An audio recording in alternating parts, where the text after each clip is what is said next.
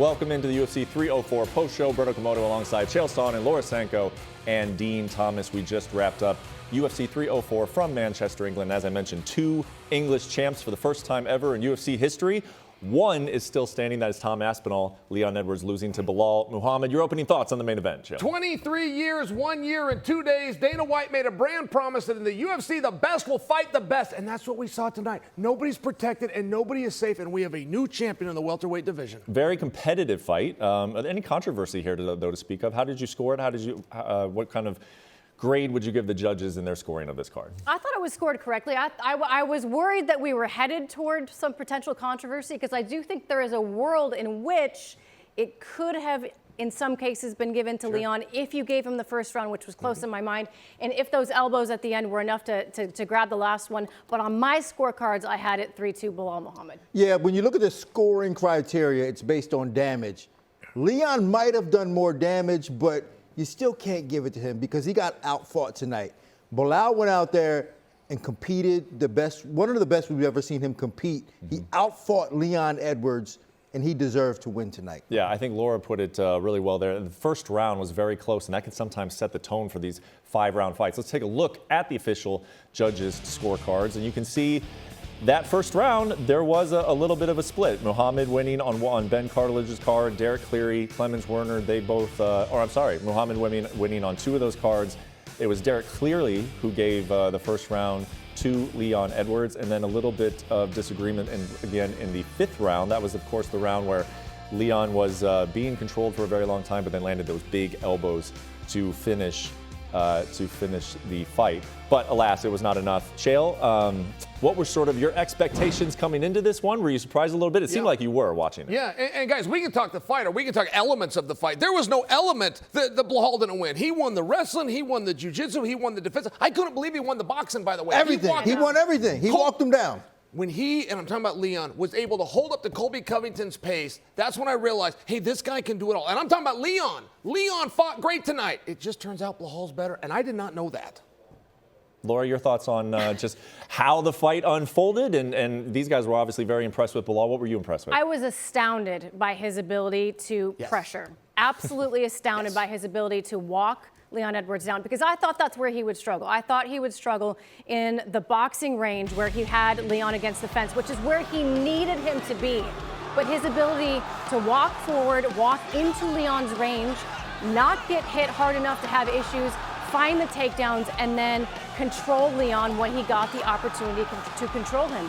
His wrestling, like you said it best, Chael, his wrestling. He won the wrestling, he won the fence wrestling, and he won the striking and the pressure game. Yeah, I think where Belal did his best work was pushing Leon to the fence. He gave him no space to move behind him.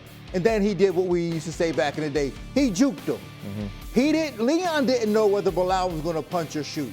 And he boxed him up. And anytime Leon looked like he was about to throw a punch back, Belal would take the shot. Leon had nowhere to go. He really outsmarted Leon tonight. When your wrestling, when your wrestling threat is as big as Belal's is, you are automatically a 50% better striker than you would be otherwise, because that threat immediately causes your opponent to have to think about 2 things at once. If they don't worry about it, they're only thinking about the striking, but Belal had him guessing, and that froze him, and he got the takedown. And by the way, what's going to be different in a rematch? Well, we know that Belal started training with Khabib. We know he spent some time in Dagestan, but he was out there joking around saying he's punching like Canelo. He did. His boxing was better and his wrestling was better. This was a very different fight than the first one.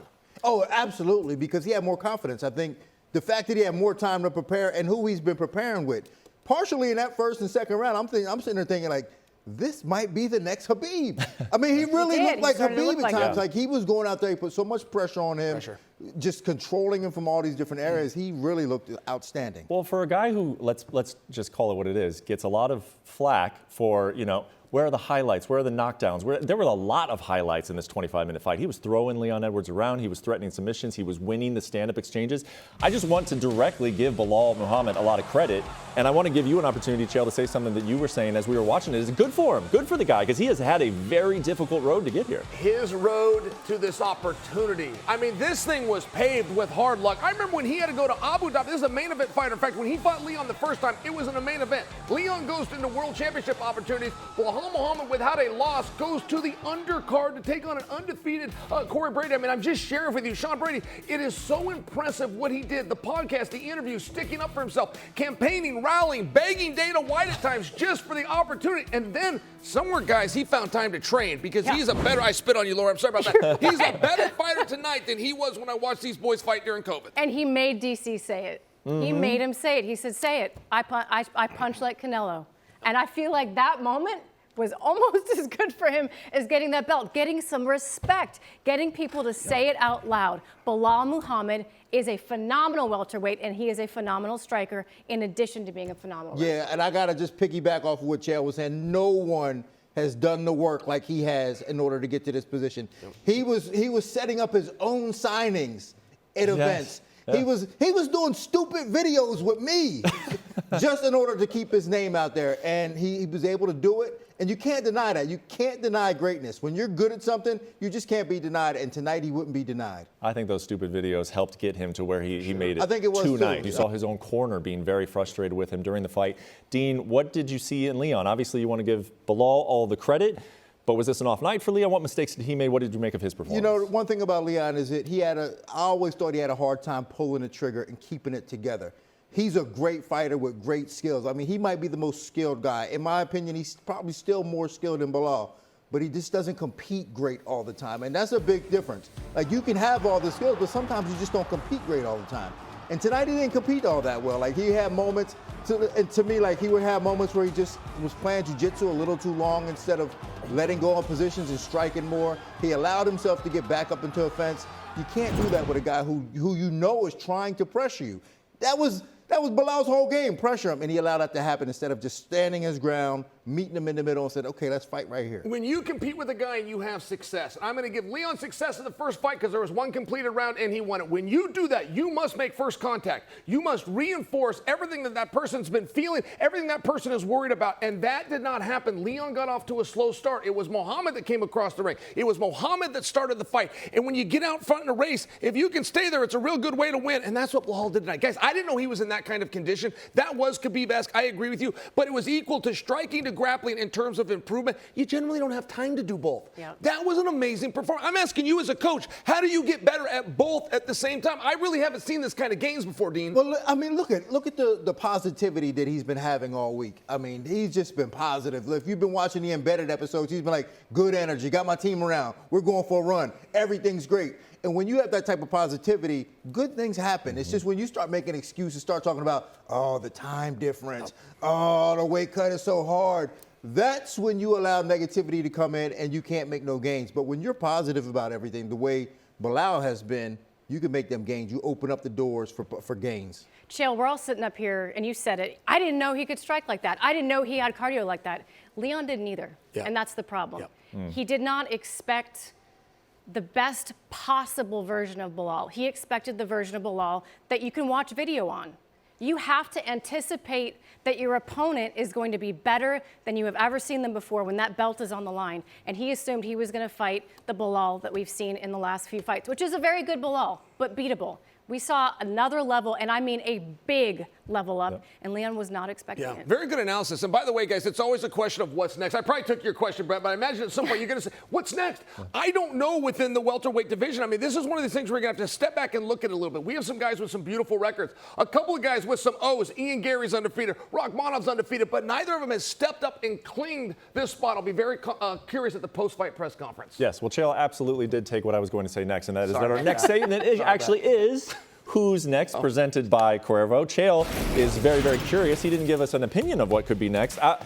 This is one of those weird situations where like Belal is stepping into a spot that Leon was very familiar with. It. He has been calling out people over and over again, can't get anyone to fight him. Now all of a sudden he's going to be the target of some of these guys at welterweight. Who do you think is next for the new champ, Laura?